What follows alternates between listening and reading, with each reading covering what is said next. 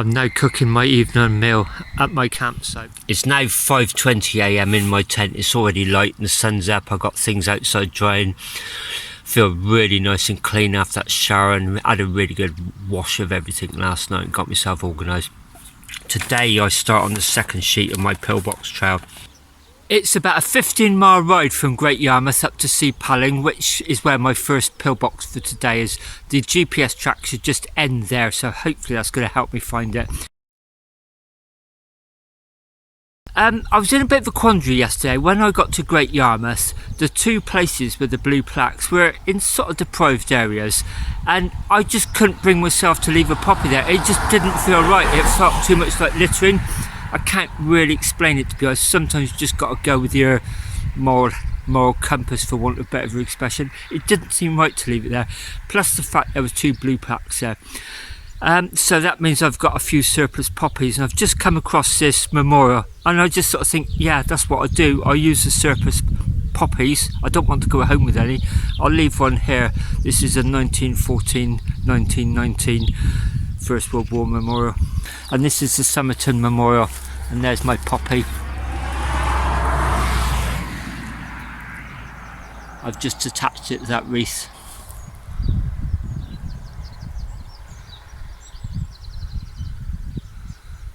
About the poppies, I think most people are aware that they grew profusely in Flanders, but what I didn't realise until quite recently when I was researching this trip was how they became adopted as a symbol of remembrance and fundraising. Briefly, it was in large part to a Canadian medic who was a trained doctor and two women. They were completely separate on different continents, so they acted independently. It's quite a fascinating story. The Imperial War Museum's done a short explainer video on the poppy and how it was adopted, and you know, it can be seen as controversial and contentious in these days as well, and they explain that really well, so I'll put a link to that as usual in the screen below. It's about 5 or 6 minutes, well worth watching. It's mid-morning on Thursday now, and it's already very hot. The last couple of afternoons my tyre's been plopping, making that sound where the tarmac's been melting. Now, I just stopped at a newsagent's, and the A board outside was saying, newspaper was saying there's a heat wave forecast to start tomorrow, so it's going to get hotter. I've just dropped down onto these wetlands, and there's all these bird reserves and nature havens, and look at this. A traditional Suffolk windmill with a ditch leading up to it.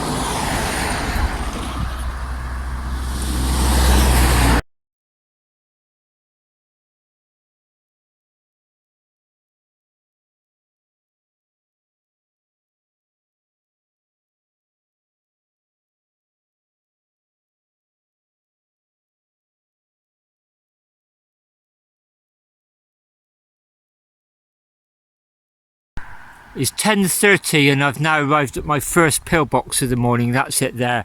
I mean, luckily my Garmin track stopped right here because I was looking out for one.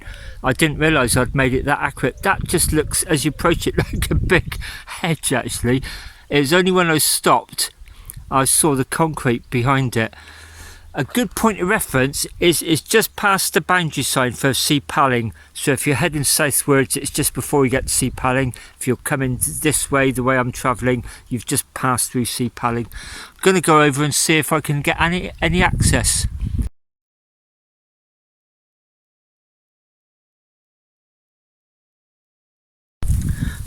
I've managed to beat a bit of a pass through. I don't think I can get any closer than this without ripping my clothes to shreds and maybe not being able to get back out again. But this is a circular one. You can see the apertures. It looks like it's a concrete roof, unlike the other ones, which were the circular ones, at least anyway, had what looked like corrugated steel roofs. Again, like the one I saw at Southwold yesterday, it looks like some stones have been sort of like formed in a circle for people to sort of sit in there at one point. Very overgrown. So back from mostly hexagonals yesterday, back to circular. So I'm just going to toss my poppy in and just hope it lands in there somewhere. Yeah, it just got in there, just in between the first and the second of those stones.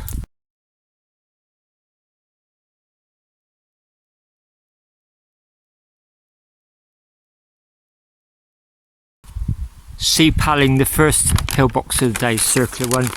So now I'm going to go through this list quite short and sharp, I think. There's Wayford Bridge is the next one. There's 2 at Whitehorse Common, 2 at Little London, 2 at Bradfield, and there's a possible one at Bacton, but I'm not sure if I've just duplicated that. I've got a grid reference, so I can put that in to see if that makes sense. So finished the Garmin route here. I'm going to start the next one, and hopefully that's going to weave me all around here. And I've also got the Ordnance Survey map with them all marked out. I'm now at Wayford Pillbox on the A, whatever it is. I'll put the road number on the screen now. It's right next to an industrial factory building called the Old Maltings, and there it is, there's a circular pillbox. I completely missed that because I was coming in, well, on this cycle path this side. I had on my map, I had it near the river, so I got to the river bridge, couldn't find it, went into a canoe hire place. Lovely guy and his mum really helped me out. She got it up on the internet, and as soon as they saw the picture, yeah, they knew where it was. She did say there's a lot round there, and one of them is on private land, and they probably won't let me through, so we'll have to wait and see what happens. But yeah, I'm going to go over and have a quick look at that. I was thinking about this as I was drifting off to sleep last night in my tent. Hats off to that guy who was the first ever one to do this full trail. It's 40-mile distance apparently, and he visited them all in one day. And there's a picture in the newspaper of him being presented with a certificate. And I got to sort of say, it's finding them really. I mean, yes, he had a car, but even on a bicycle, you know, you've got to work out where to park, work out exactly where they are. Like this on a main road, you've got to do it safely. So yeah, hats off to him. That is probably going to be on another video from this one. So again, I'll drop the link about that article right below now.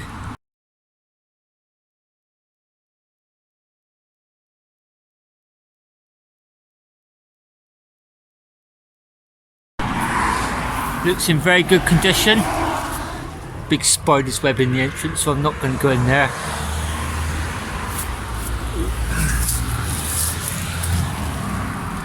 Concrete ceiling again, like the last one. You can see the steel doors are still intact, but they've been locked open. The guy was sort of saying he used to come and play in here as a kid, so that they seemed a bit confused because there's so many around here. I think they thought I was looking for one on the riverbank, and so did I actually. As soon as she saw the picture, she said, "Oh yeah, that's just along the main road."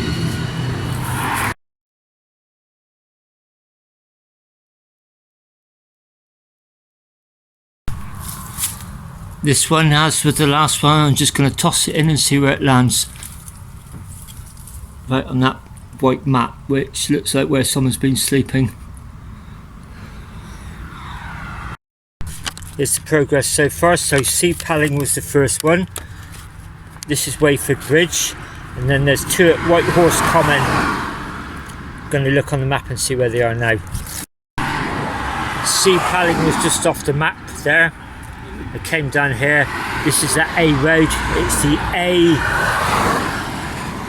A149 at Wayford Bridge. I'm going to turn off it shortly and then start snaking up here on these lanes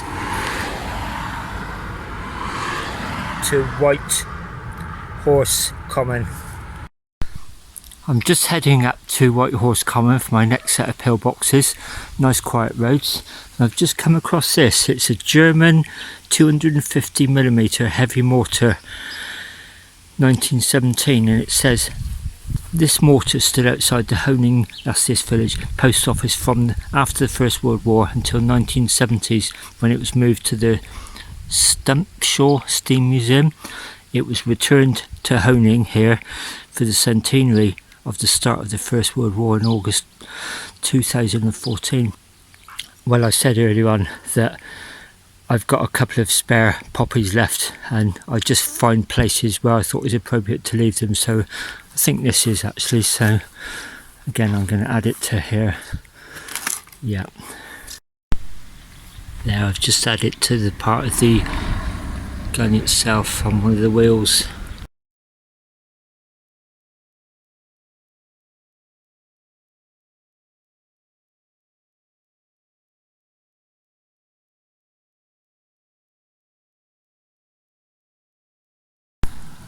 And this is where the gun is, so that's Wayford Bridge. Went along there, turned off the A road. These are really nice lanes, past a really nice looking campsite called Canal Camping. This is the village of Honing. I'm just about to turn right, sorry, rather left and then immediate right, and then up there, and there's my next couple of pillboxes by a mill by that river. I've just passed by the mill at White Horse Common, and there was a lady just walking the dog. She was taking it back into the mill, and I asked her, and she said, yeah, it's up here. She pointed it, it's just behind there. I'll give you a view in a minute. And I just told her what I was doing. She did say there was a couple more along the end of the canal, about a mile, but she sort of said you can't cycle along there, you have to walk, and I don't think that's mine. There must be World War II ones. Whenever I ask people for directions, I sort of feel I ought to give them an explanation, because it's a bit of a weird thing to ask. I just said I'm following this trail, trying to locate them all. She said, oh, this was quite an important strategic point because of the canal, so they protected it heavily. She told me when it's icy, you can see lots of circle imprints on the ground. You won't see them this time of year. It's only when the road's icy, apparently. She said it's where all the big gun emplacements and more fortifications used to be. So that's really interesting. I didn't know about that. There it is. I'm going to try and scramble up on that bank in a minute, see if I can get a better view. It's quite steep there. I was certainly not going to walk across cropped fields. And just as I go to scramble, I've just spotted the other one. It's on this side of the road. Oh, that's good. Yeah, I've said it many times on my videos. What I will not do when I'm having adventures is trespass and also cross crop fields. Just that's a no-no. So this is as far as I'm going to get for this one.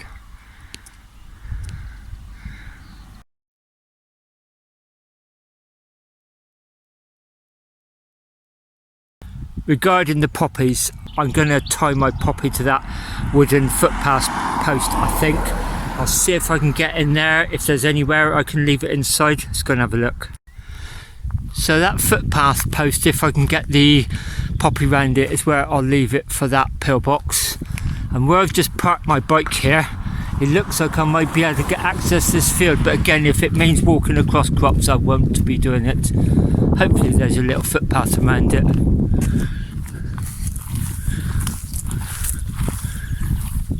Yes, I think that's acceptable.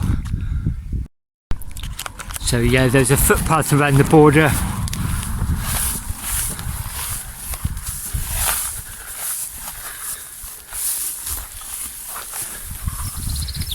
Yeah, the back of the entrance is really overgrown. I can have a quick look through the portal though. Looking through this aperture, you can actually see the doorway facing out on the road. It looks like the steel doors are still in place, wide open, but there's so much vegetation you wouldn't want to get in there. So here goes the poppy. Heard it land.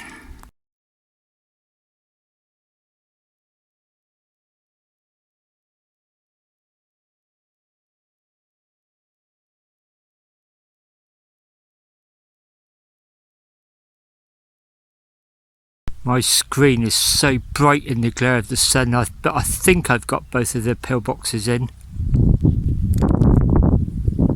There's the other one.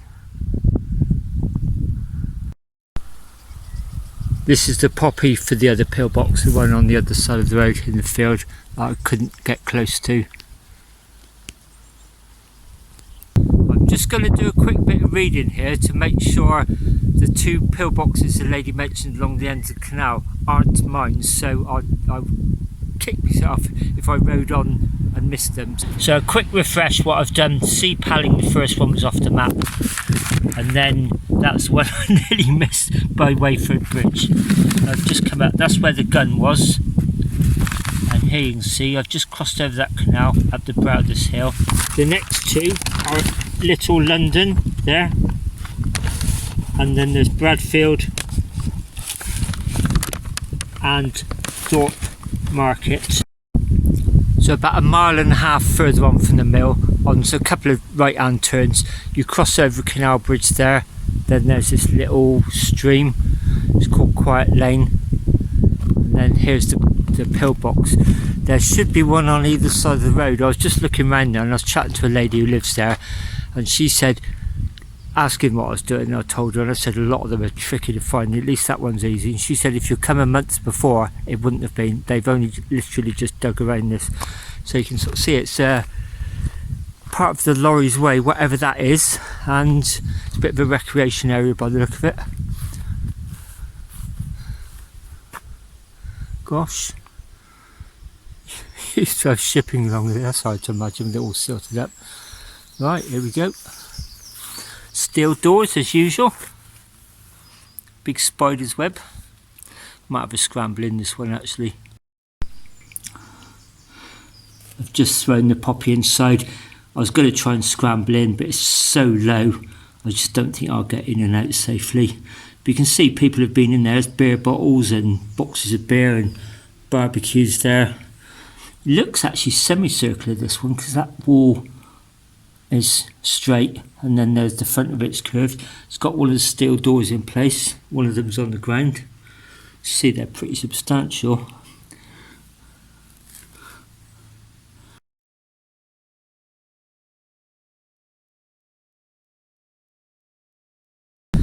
So according to my map, there's one either side of this road. I'm going to be scanning all through the trees and the bushes as I go up, because I know from experience they can be so easy to miss.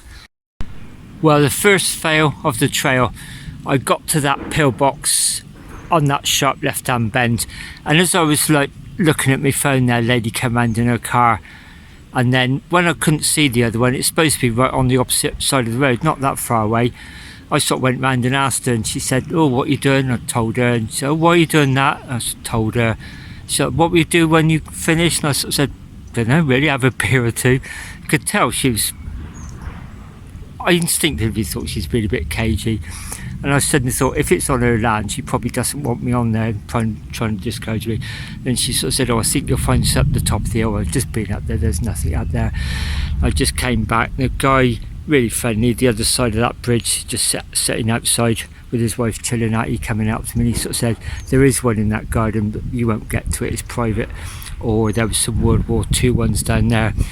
And I just read a quick Facebook post about it, and it did say there's World War II ones here as well, but the two World War ones were joined by a trench. Well, a trench wouldn't have gone across the canal, so yeah, it must be in her garden. So that's fair enough, I'm not going to trespass, but it'd be nice if she just sort of said, "It's here, but I don't want you on my property." But anyway, yeah, the thing about this trail is it's not getting to it, it's not the distance, it's just the actual finding it when you get there. That's what's so time consuming. Hats off that guy who did all 24 in one day. So I believe that is the site of it anyway, in that big garden there. The guy was sort of saying, who was friendly and helped me, sort of said you get loads of people asking for them. He's helping people out all the time. He said all sorts of people, youth clubs, single people, walkers. He sort of said even professors have been around here, so I'm not the only one. I'm now a few miles further on. I'm in Bradfield. And here's one right by a country lane actually, and I just asked a gentleman there because I could see my GPS track was just about to finish, and he said, "Yeah, 50 yards on there's two." I thought, "Oh great, I don't have to look for the other one." He said one of them's all overgrown and be careful, one of them's inhabited by badgers. Really nice. First of all, this one looks in very good condition actually. Some of the mortar's breaking away. Just look through the apertures and there's quite a bit of moisture on the walls, which is surprising for this time of the year. Clearly see the red doors there. There's a padlock, big hefty padlock there. I'll just shine the torch in, let you have a look. Try not to drop the camera in there because I'll never get it back. There you go. It's got a concrete roof. I'm just going to drop a poppy in. So let's have a wander over and see if I can see the second one. He said it was right opposite. It's It's not obvious, is it? This gives you a good point of reference. Bradfield Common, and it's by this three-way triangular intersection of roads. Still haven't found the second one yet. After walking by a couple of times, I've just spotted the second one. So there's the first one there. Coming along to this triangle, so if you're looking towards the T-junction, in effect, it's going to be on your left-hand side through the woods. So I'm going to see if I can scramble in. He did say it's very overgrown. This is the second one. Very overgrown, but the entrance is open. A lot of silt around it. The guy sort of said, I think this is the one with the badges in there, so I'm going to be a bit careful. I probably won't go inside. I'll just shine the torch in. Steel doors in place. You can see they're very thick and substantial. They're open, and that's the inside. Got things growing in there, some wood branches going up the wall. I think that's probably ivy. Oh yeah, there's some out on the outside. So again, here we go. Just going to throw the poppy in. How long it'll be in there, I don't know. There you go, landed over there. It almost looks like a face, like a round face with two eyes, a mouth, hair.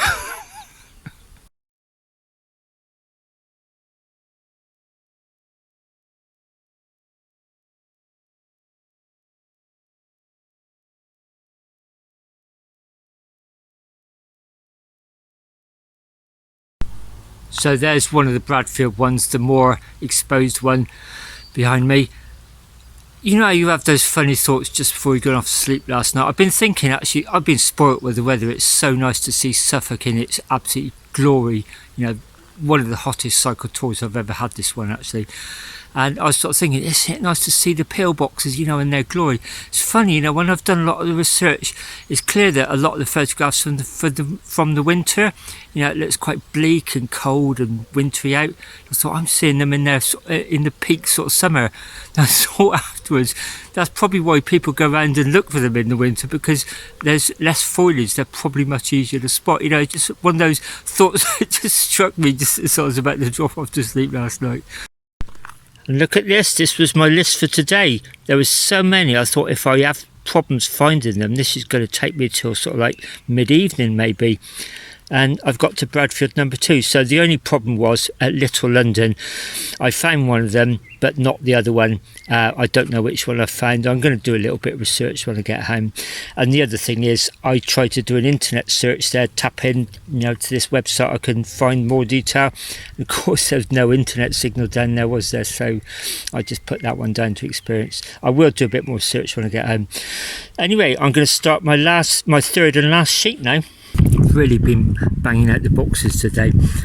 So I've just been to Bradfield. That's the classic one you see on all the guides. It's really easy to find, very picturesque, right next to a road, really good condition. The one opposite, very tricky to find. So I've just come along here over that crossroads. I'm just about to cross under that railway. You might see by the parasol, I'm sat in a beer garden having a pint. It was very hot yesterday, so I didn't drink last night. I just got loads of water down me because I was a bit dehydrated. So I'm going to carry on after this to Thorpe Market pair. Then after that, the rest, there's only going to be 4 more, and they're going to be singles, so should be a lot easier to find. The doubles are really tricky. Quite often one of them's obvious and the other ones you have to spend so long trying to find it. It's not the actual getting to and from them, it's actual getting there and actually locating them. So I may try and get to that one. You can see there's 4 left to go, and that one there, and then maybe head down to the coast and wild camp on the beach somewhere.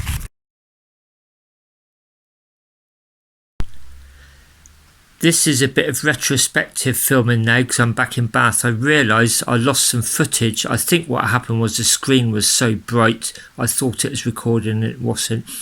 So I did a little bit of filming in a pub garden just before that railway at Gunton Station.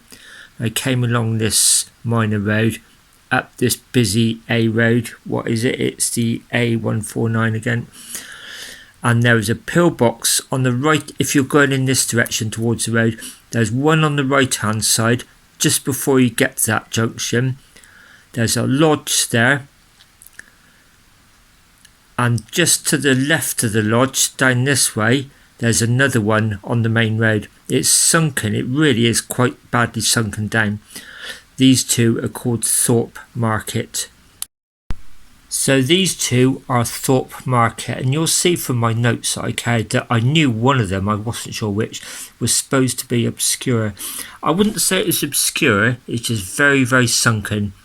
So it's not the one on the right hand side of that lane, it's the one on the main road, just to the south of where the little lane intersects it. So apologies, there's limited footage here. So I literally just crossed that railway after the pub garden. This is just before you get to that T-junction. That's the lodge, and just to the left of it, on the other side of the road, is the other one. Again, very easy to ride by and miss.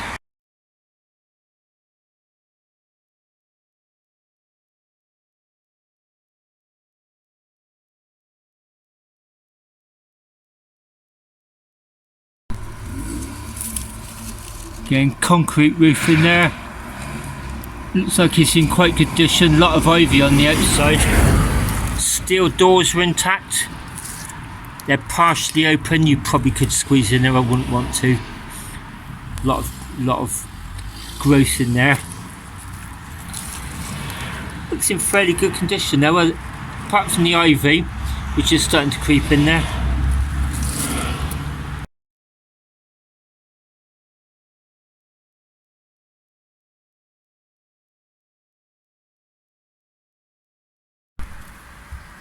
You can probably tell I'm right next to a busy road. So it looks like it's sunken down because the door entrance, and that's down to my shin level if I stood up, so that must have sunk over the years. It's now 5:20 and I'm in the lovely St Andrew's Church at Merton. I'm going to wait here about half an hour for a couple of reasons really. First of all, to get some much needed shade from the fierceness of the sun, and also my devices were getting quite low on charge, so I've dived in here. I'm charging my phone at the moment, and also giving my power pack a top up. Is down to one light, as you can see. The phone seems to take so much of that power. I have put £1 in there. It seems got way to do, and actually I'll go and get 20p a piece and push it through, so just so I'm not taking advantage.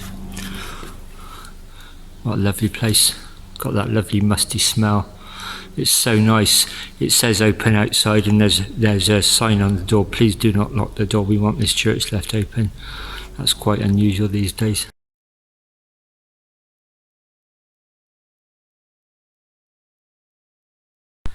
I'm now at Merton. I hope that's how you pronounce it. Apologies if it's wrong. Really easy to find. As you come up from the village of Merton, just before you get to the T-junction with the A148, the Cromer to Kings Lynn Road, it's right opposite a house called High View. Very easy to find. Let's have a look inside.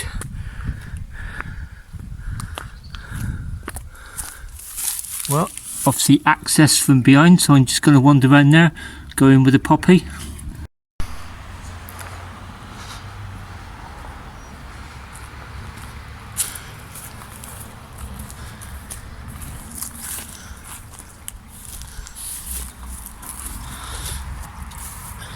You probably need a machete for this trip, to be honest. This one's not as bad as a lot of them are. It's quite easy access.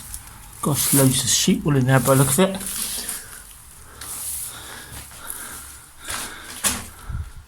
Concrete ceiling. Oh, no circular aperture on this one. It's all the machine gun posts, apertures. Oh, there's a small steel opening there. A lot of cracking on the walls. The doors have been taken off. Doesn't smell of, well, what you'd imagine it smell. So yeah, 2 apertures. 1, 2, 4. 3, 4. The early ones I came across had the circular apertures in the middle. To be honest, considering this is such easy access, I'm surprised it doesn't smell of more in here. Usual sort of signs, drinks cans, stones place where people can probably sit. That's it.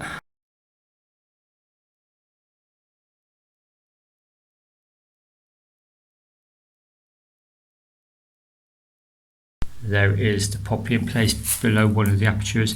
I did actually leave a poppy just outside the church. There was a First World War and a Second World War memorial there.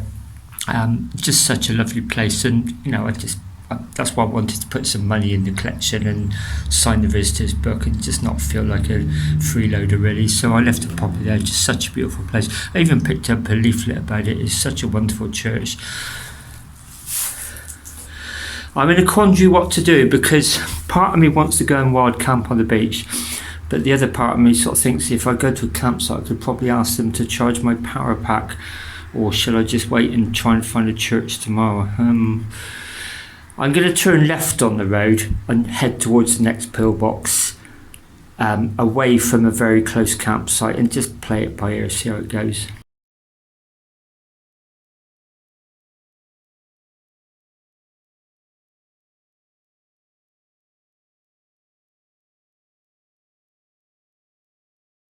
This is a classic example of how hard some of them are to find. I knew it was along here somewhere. I thought I was about to overshoot, and I asked a gentleman who just happened to be out there cleaning his car, and he sort of said 20 yards back. Even then I walked by it a few times. Here it is down here.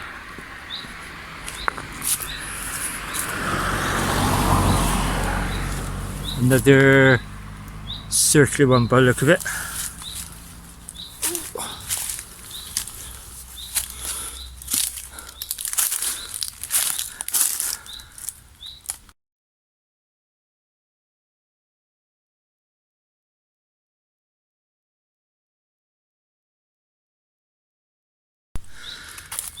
Again, it looks like it's really sunken down. Steel doors, one of them shut, one of them semi-open.